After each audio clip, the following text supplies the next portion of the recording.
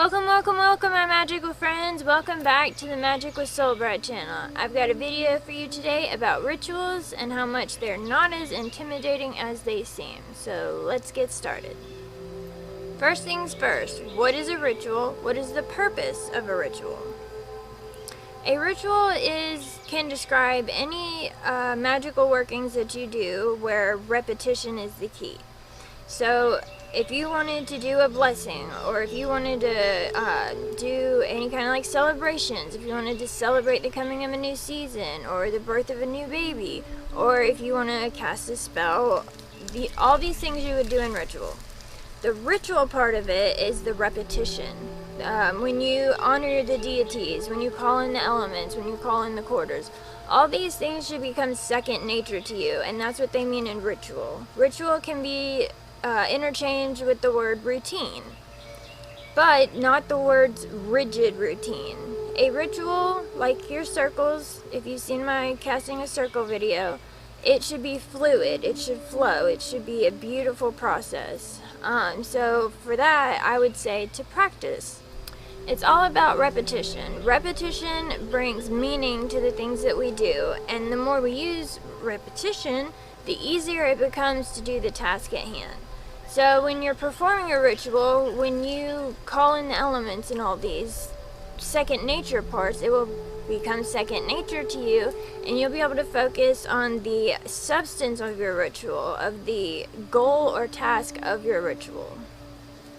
So is a ritual simple, or is it kind of complicated?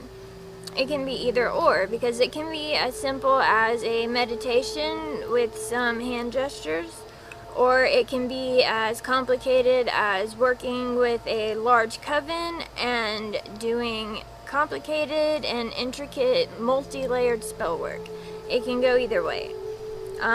So for this reason, I'm going to show you a very basic ritual. 10 steps to your basic ritual that you can take and alter to fit your own style. We all have our own way of doing things. That's the beauty of witchcraft. You are blessed to be an individual, and your craft should flaunt that.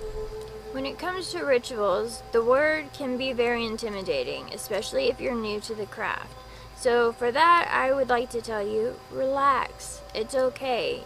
We're gonna make mistakes when we first start. We have to practice, we have to get it down before we're ready.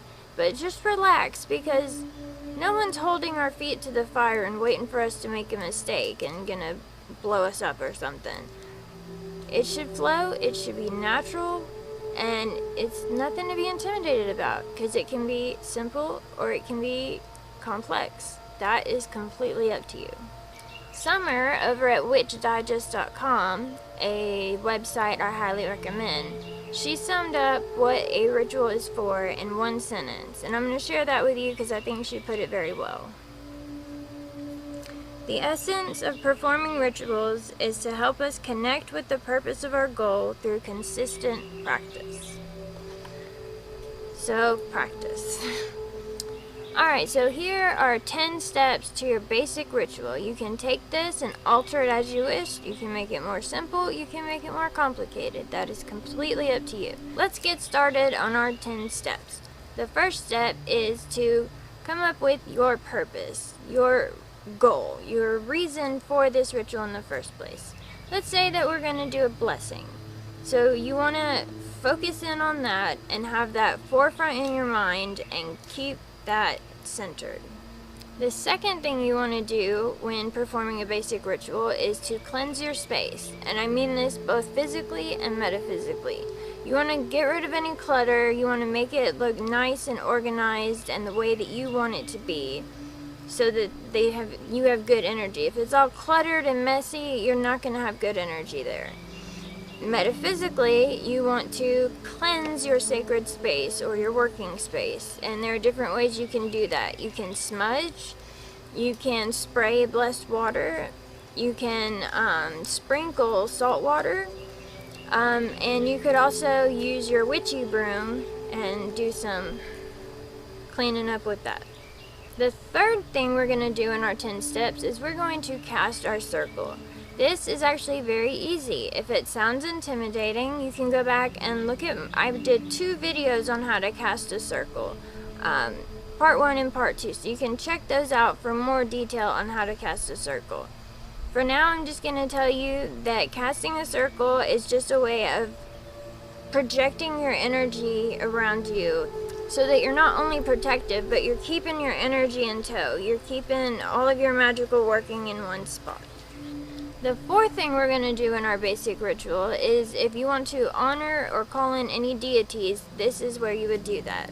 I do not call in deities. That's not a part of my craft, but it is for a lot of people's craft, especially in Wicca. So the fourth step is when you would honor and invoke your deities.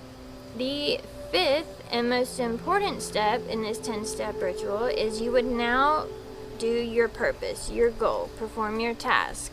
Now, by this I mean now you would cast your spell, now you would say your blessing. Now you would do your celebrating for, say you're celebrating a new season on the rise, or the coming of a new baby, or you're celebrating a Sabbath. This is when you would do that. The sixth step in our 10-step ritual is to refresh ourselves.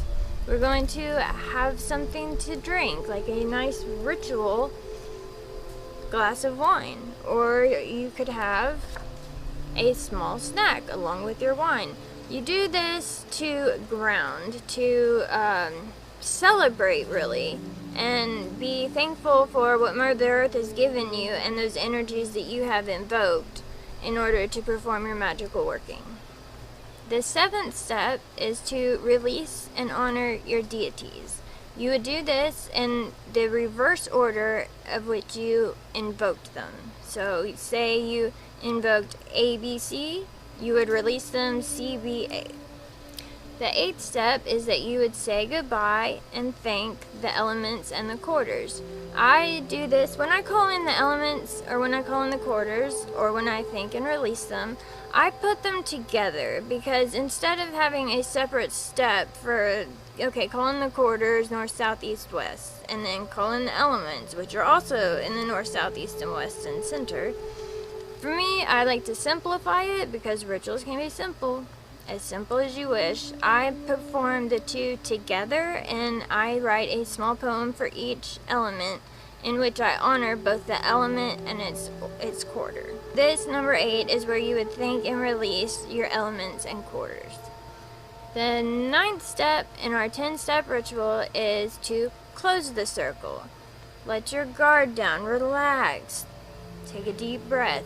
You have invoked and said goodbye to each deity, element, and quarter, and your energy can now come back down to earth. The 10th and final step of performing a magical ritual is to put everything away. And this, I don't mean just put everything away, because I hope you would do that anyway, but you want to keep performing, I guess you could say, while you do this. You want to thoughtfully put everything away, each magical tool, and you want to be thankful of and be grateful for the work that you have done, because you need to just keep in mind that, okay, I've just performed a beautiful ritual and there are good rewards coming my way because of that. So keep that fresh in your mind and put all your tools away and put everything back in order, and guess what? You have just done your first ritual. Alright guys, if you liked this video, please like, share, and subscribe, and always come back to the Soul Bride channel. Now take this information, make it yours, and go do beautiful, magical things.